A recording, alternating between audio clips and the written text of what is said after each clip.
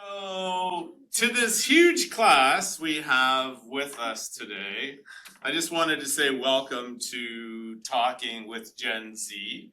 This is episode number 1. And the past couple of years, I have spent a lot of time with Gen Z. I also spend time with boomers, X, Y. To be honest, they don't have a lot of faith in Gen Z. And that bothers me. Matter of fact, it's challenging for them to say positive things about Gen Z. And that bothers me because Gen Z to me is the future. And you guys give me a lot of hope for the future. So I'm Professor Keith Wright. This is Villanova University. This is part of a TEDx session. It'll also be done at a TEDx conference, but we're just going to put it online first. So just moving to the first slide, the boomer generation, and they always have dates on these things, and I don't necessarily follow the years because technically on this thing, I might be a boomer, but I really don't feel like a boomer. Boomers are workaholics, they're builders, they're ultra competitive, they're just a different group of people. And then after the boomers, we had Gen X. And Gen X was 61 to 81. These are real doers. They've been chasing money, chasing work. They have a fear of losing both money and work. And part of that is, they went through the recession in 81. They went through the recession in 2008. So they chase money, they chase work, but they fear losing both. And then they created the term work-life balance, but they completely ignore it because they work like crazy and they don't have any time to enjoy it. So it's unfortunate, but a lot of their children were latchkey kids who came home from school and had to let themselves in. Boomers and Gen X are not particularly optimistic about your generation, Gen Z. They really aren't. And I find it difficult to have them say something positive about Gen Z. Now, I am the total opposite. I think that Gen Z is phenomenal, the best educated group of any of them. And you've been left with a lot of problems thanks to the boomers and X. I'll move on to the next slide. So I also want to talk about Gen Y. Gen Y is the millennials that came before you. So this is the group where everyone got a participation ribbon. Like I went to a baseball game with my nieces and nephews. And I was like, what's the score? And they're like, oh, we don't keep score. We don't keep score. That would create competition, and that's not right. So everybody just gets a participation ribbon. Now, in my mind, that kind of created a lazy, selfish, entitled generation. Some people might not like it when I say that, but there's two groups of millennials that have split. Some of them got jobs and homes and got married. And the others are living in their basement with their mom, right? So, and the ones who really feel that millennials are entitled are the other millennials. The ones that actually got a job and started working and making money and got married and had kids. They don't like the entitled ones who are living in their mother's basement and blaming the boomers for all their problems. So then there's you guys, and you're Gen Z. So I have you being born 1996 to 2015, which is around where you are, roughly. I think you're in that zone. Are you guys in that zone? You're in that zone, right? So, and I see all these things on YouTube where they interview people in Times Square, Gen Z. And like, how many stars are on the flag? And they have no clue. Do you guys know how many stars are on the flag? 50. 50, right? 50. So these people have no clue. And then they say, what's 3 times 3 times 3? 27. Yeah, and they don't know. And then they make fun of them and they say Gen Z has no general knowledge. They're not particularly bright, well educated. This is the way I see you guys. You are entrepreneurs. You're digital natives. Now, we created you as digital natives. You are addicted to your devices. That's not your fault. We created that. We gave you all these devices. And one of the reasons you're addicted is dopamine. Because you have these devices and you have to check them constantly. 13-year-olds check Instagram 43 times a day. It's dopamine because you have fear of missing out. It's not your fault. It's just the way things are. So you're also really into diversity. You don't even notice diversity. Like, you don't notice a diverse classroom. The only time you notice diversity is when it's not there. And I'll give you an example. If I showed you a picture of a board of directors and it was all old white men, you would notice that. But if it was culturally diverse, you wouldn't even notice it. And that's unique about your generation. You're socially conscious. You seem to fight racial, economic, environmental injustice. You really want work that matters. I know most of you don't just want to work. You want to work at something that matters. And you are the most educated generation in history. Way beyond the boomers, X, the millennials, or Gen Y. So I actually believe that Gen Z is phenomenal. And that you guys are shaping a beautiful world. It's going to be a lot better than it is right now. And I have a lot of hope and faith that you can do it. Because nobody else is going to do it. Unfortunately, it's all been left to you guys. I mean, do you feel a little bit of pressure that we've got global warming, food insecurity, pollution? You didn't do that. But you've been left to fix it.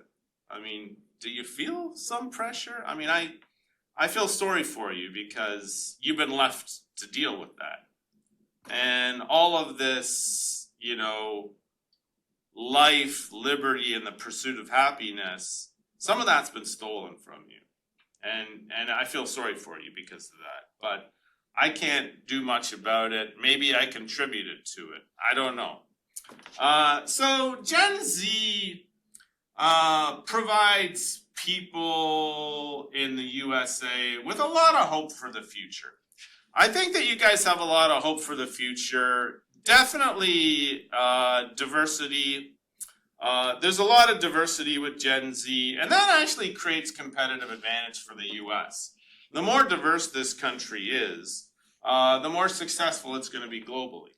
So I don't know what I am, a boomer or an X, I would like to apologize for the pre-generations. What the boomers and X and Y have done to you is not really fair. Now, I might get criticized for this, so it's opinion. You can disagree with it. Just add to the comments section below. I think that the boomers are a little bit angry and intolerant. They have zero compromise. There just is no compromise. There's a bifurcation of politics. There's the social do-gooders. And I think you kind of fall into that category. I mean, you can talk about liberal and conservative. You guys tend to be conservative financially, but a little bit liberal on social issues. So there's the social do-gooders, or there's the self-serving iconolasts. And that's the way the boomers see the world. You're one or the other. It's just split. And that's why politics is so split in this country, and we get nothing done. So Gen X are a little bit cynical. They're out of touch. They're a little bit out of touch, and they have done a poor job of mentoring Gen Z. They could have done a better job of mentoring your generation, but you know what? You've accomplished a heck of a lot on your own, which is amazing. So looking back at the boomers and Gen X and Gen Y and Gen Z, Gen Y, the millennials are lazy, kind of obsessed with their own importance.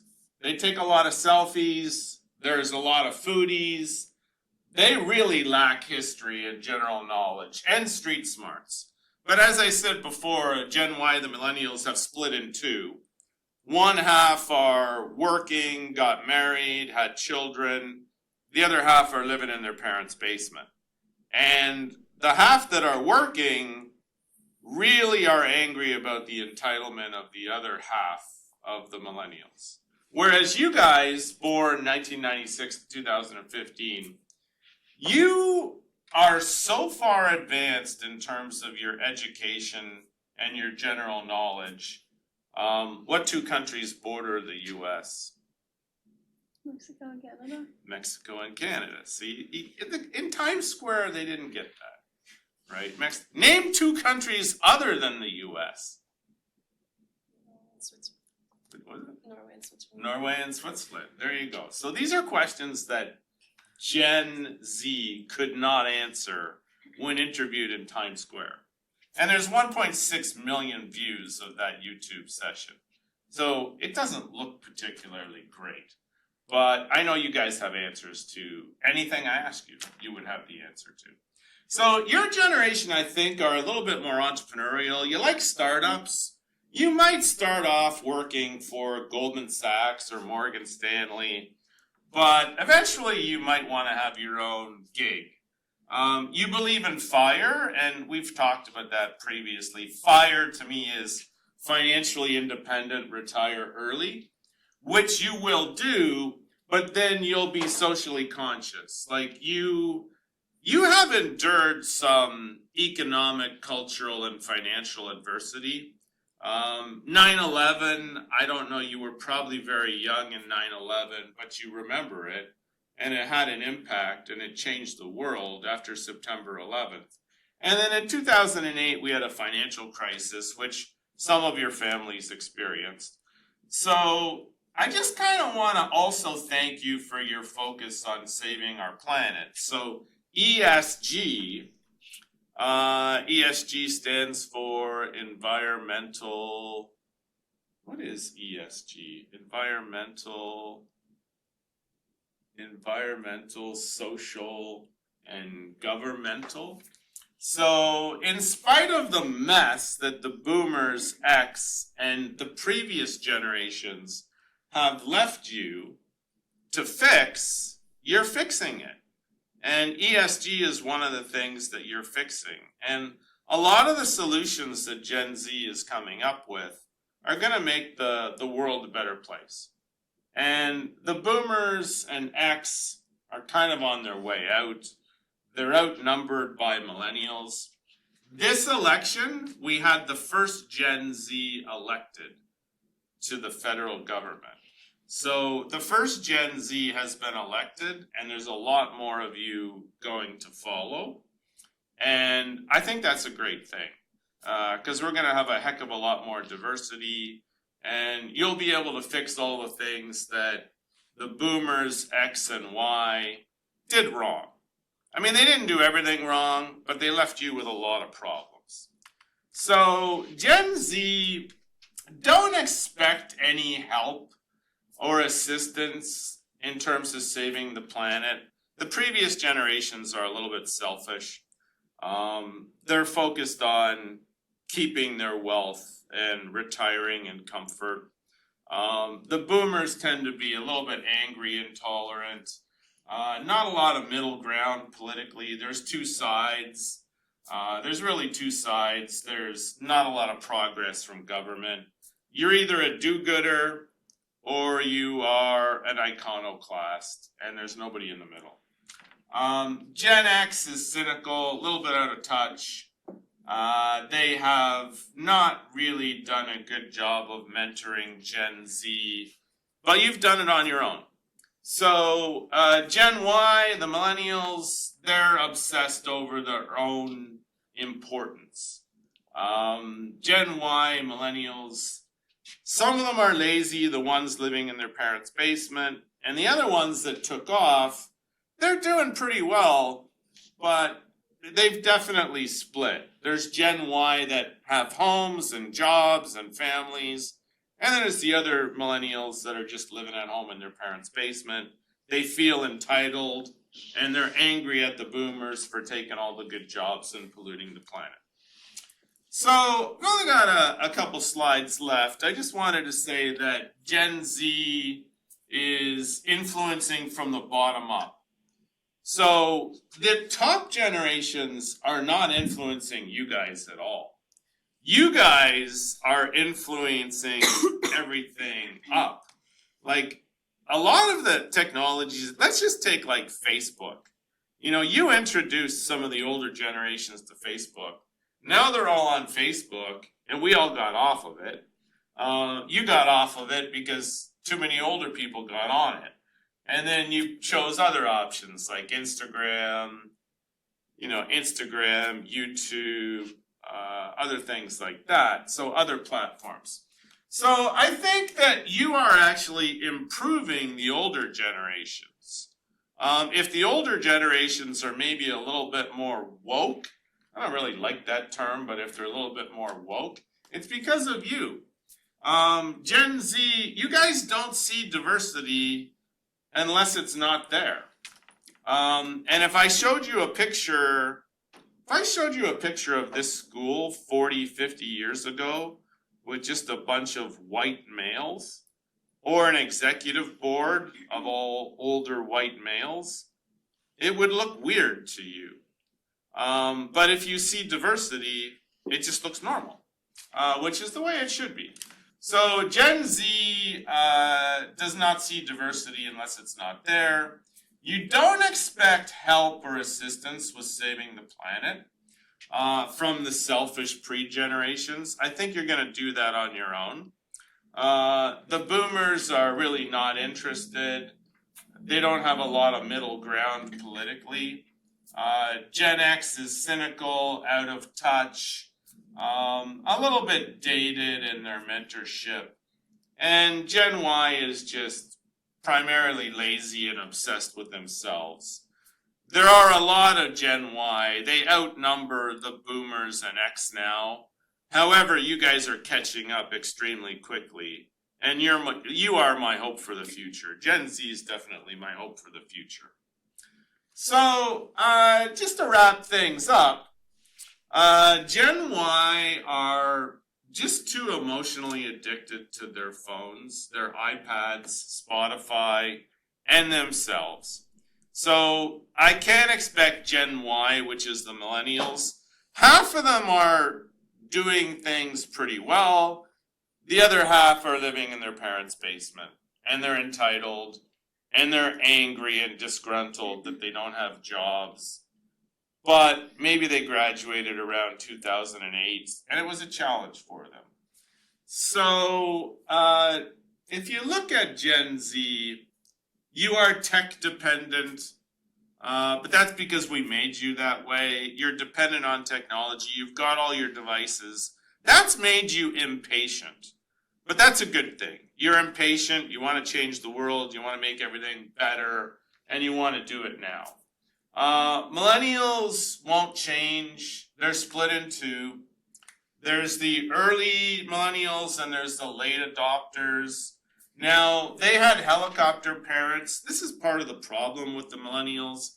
They had helicopter parents who were over them. I remember once I had to interview a student to work for a major corporation. And he said, "Can I bring my mom to the interview?" He was 25, 26. And I said, "No, you can't bring your mother to the interview." And he was all upset. And when he came in, he was basically a blithering idiot. He was completely incompetent because his mother had done everything for him since he was born. So I think there's a bit of a problem with those helicopter parents. Sometimes they call them snowplow parents. They organized play dates for their kids, and they protected them from all failure. They all got participation ribbons. I mean, do you know any of these people that are kind of in this profile? Their parents organized their play dates. They protected them from failure. I walked into a public school once, and there was a sign that said, "You are looking at the most important, best person in the world." And I looked at the sign, and I'm looking in the mirror, and I'm like, why are they so great? And what have they done to be so important?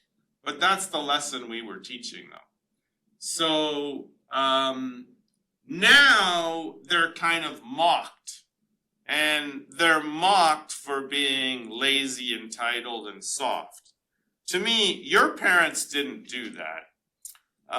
Your parents kind of encouraged you to be a little bit more independent. I have one friend, she sends her daughter on the New York subway to school, and she's 9 years old, and the other parents are completely traumatized. How can you send your 9-year-old on the subway? But she's like, I'm teaching her to be independent and self-aware. So, any other questions I want to ask you? That Gen Z were made to look like fools on YouTube. 50 stars on the US flag. You got 3 times 3 times 3. Name 2 countries other than the US. You got that. I'm trying to see if there's any other questions they asked. I'll ask a real tough one just to see how smart you are. What's anything to the power of 0? Any number to the power of 0? 1, right? They didn't ask that. They said, how many stars are there on the US flag? And they couldn't come up with 50. One of the questions was, how many dimes are there in a dollar? How many dimes are there in a dollar? 10.